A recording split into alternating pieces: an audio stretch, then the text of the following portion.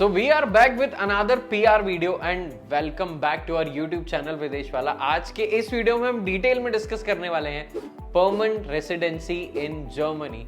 सो क्या प्रोसेस रहेगा कि आप स्टूडेंट वीजा से जॉब सीकर वीजा, देन फिर आप वर्क परमिट एंड फाइनली आप परमानेंट रेसिडेंसी के लिए कैसे अप्लाई करेंगे एंड ये सारी प्रोसेस कितनी स्ट्रीमलाइनिंग रहने वाली है आपके लिए एंड क्या क्या पॉइंट्स रहते हैं ये हम डिटेल में डिस्कस करेंगे इस वीडियो में। So let's get into the video.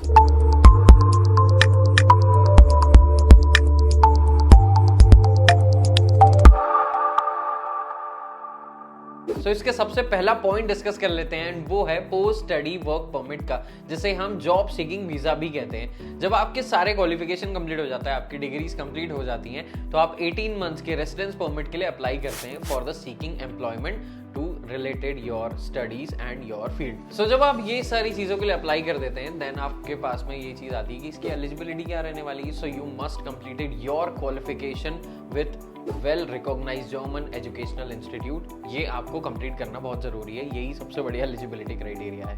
And then अगर इसमें एप्लीकेशन प्रोसेस का बात करें तो आपको कुछ डॉक्यूमेंटेशन हैं जिसकी नीड आपको रहने वाली है। सो वो डॉक्यूमेंटेशन क्या रहेंगे? योर डिग्री सर्टिफिकेट रहेगा, वैलिड पासपोर्ट रहेगा, प्रूफ ऑफ हेल्थ इंश्योरेंस रहेगा, प्रूफ ऑफ फाइनेंशियल मीन्स रहेंगे एंड रीसेंट बायोमेट्रिक आपकी जो फोटोज हैं एंड बायोमेट्रिक्स जितने भी आपके रहेंगे, ये सारे जो है मेजर डॉक्यूमेंट्स रहेंगे। एंड ये जो प्रोसेस है आपको लोकल फॉरेन अथॉरिटी में जाके सबमिट करना है। जितना भी एप्लीकेशन का प्रोसेस है ये सारा आपको यहाँ से आपको सबमिट करना पड़ेगा। एंड अगर कॉस्ट की बात करें तो एप्लीकेशन फीस टिपिकली अराउंड रहने वाली है 100 यूरोस टू 140 यूरोस की, एंड वो भी डिपेंड करेगा आप किस परमिट के लिए अप्लाई करने वाले हैं। एंड इसमें नेक्स्ट पॉइंट डिस्कस करते हैं, वो है जॉब सर्च पीरियड। तो आपके पास में कुछ वर्किंग राइट्स रहेंगे, जैसे कि आप पार्ट टाइम बेसिस में जॉब कर सकते हैं एंड आप अपने आप को इंटर्नशिप्स में भी इंडल्ज कर सकते हैं in the time of job seeking visa. And इसमें नेक्स्ट पॉइंट है वो है जॉब सर्च। आप कुछ यूटिलाइज प्लेटफॉर्म का यूज कर सकते हैं, वो आपकी स्क्रीन के ऊपर आ गए होंगे।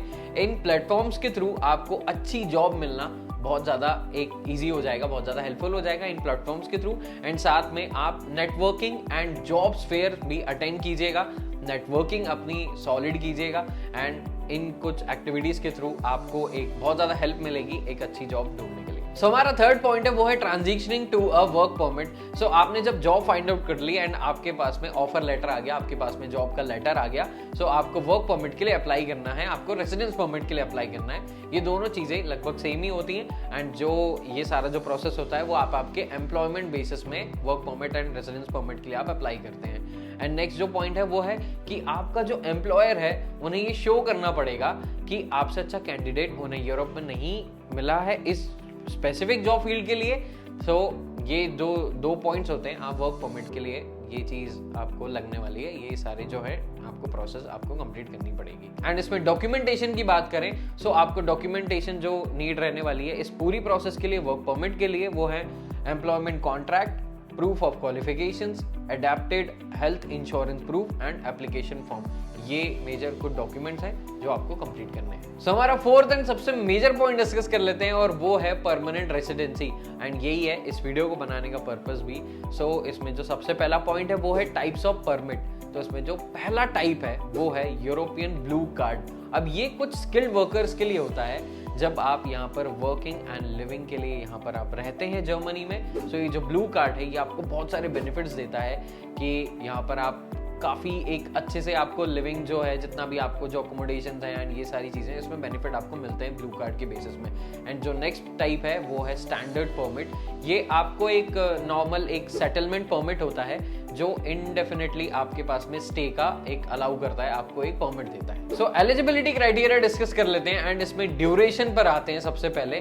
सो परमानेंट रेसिडेंसी अप्लाई करने के लिए आपको 33 मंथ्स का आपका एम्प्लॉयमेंट कंप्लीट करना पड़ेगा एंड आप 21 मंथ्स में भी अप्लाई कर सकते हैं, बट आपको जर्मन B1 लैंग्वेज प्रोफिशिएंसी जिसको आपको शो करना पड़ेगा एंड इस लेवल की प्रोफिशिएंसी आपको कंप्लीट करनी पड़ेगी, तो आप 21 मंथ्स में भी एलिजिबल हो जाएंगे परमानेंट रेसिडेंसी अप्लाई करने के लिए। एंड अगर एम्प्लॉयमेंट की बात करें तो you must be employed on your qualification and on your field. So आप उसी फील्ड में जॉब कर रहे हो, ये एम्प्लॉयमेंट का सबसे बड़ा क्राइटेरिया है। एंड अगर आप इसमें लैंग्वेज प्रोफिशिएंसी की बात करें सो वो तो आपको कंप्लीट करनी ही पड़ेगी।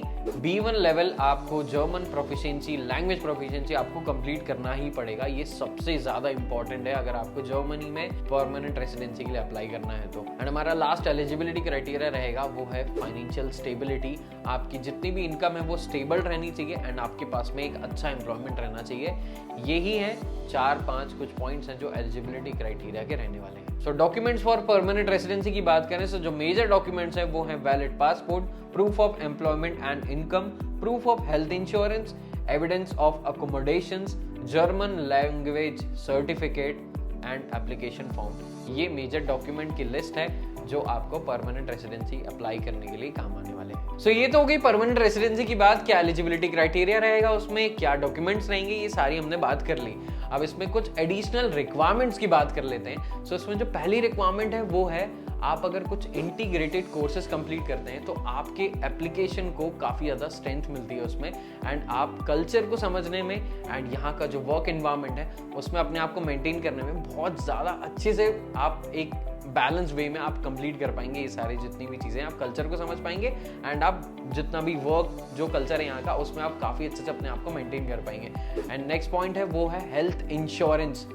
ये सारे लेवल के परमिट्स में आपको नीड पड़ने ही वाली है इसकी, क्योंकि ये जर्मनी में बहुत ज़्यादा ज़रूरी होता है। आप अगर स्टूडेंट वीज़ा के लिए अप्लाई कर रहे हैं, आप वर्क परमिट के लिए अप्लाई कर रहे हैं, आप परमानेंट रेसिडेंसी के लिए अप्लाई कर रहे हैं, इन सारे लेवल के जितने भी परमिट्स हैं इन सब में आपको हेल्थ इंश्योरेंस की नीड पड़ने ही वाली है। सो हमारा third and last additional requirement है tax and social security contribution. So आप ये इंश्योर करें कि आप जितना भी एम्प्लॉयमेंट आप कर रहे हैं, आप जितने भी जहाँ भी जॉब कर रहे हैं, सो आप सारे टैक्स जो है वो टाइम से पे करें एंड सोशल सिक्योरिटी के लिए आप कंट्रीब्यूट करें जब तक भी आप जर्मनी में रह रहे हैं। सो एक पॉइंट और रहता है और वो रहता है फैमिली रीयूनिफिकेशन। अब जैसे ही आपके पास में परमानेंट रेसिडेंसी का आपको परमिट मिल जाता है, रेसिडेंस परमिट का आपको परमिट मिल जाता है, सो आप आपके फैमिली मेंबर्स को भी ज्वाइन करवा सकते हैं जर्मनी में।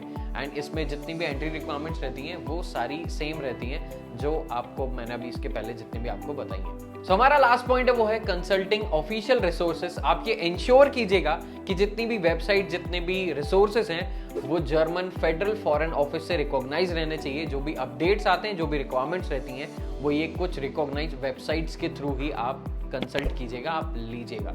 सो आज के इस वीडियो में फिलहाल इतना ही। ये था complete detail video permanent residency in Germany का। एंड आप और भी हमारे कंटेंट देखना चाहते हैं एंड आप अगर विदेश रिलेटेड और भी इंफॉर्मेशन जानना चाहते हैं तो आप हमारे इस चैनल को सब्सक्राइब कर सकते हैं। And thanks for watching.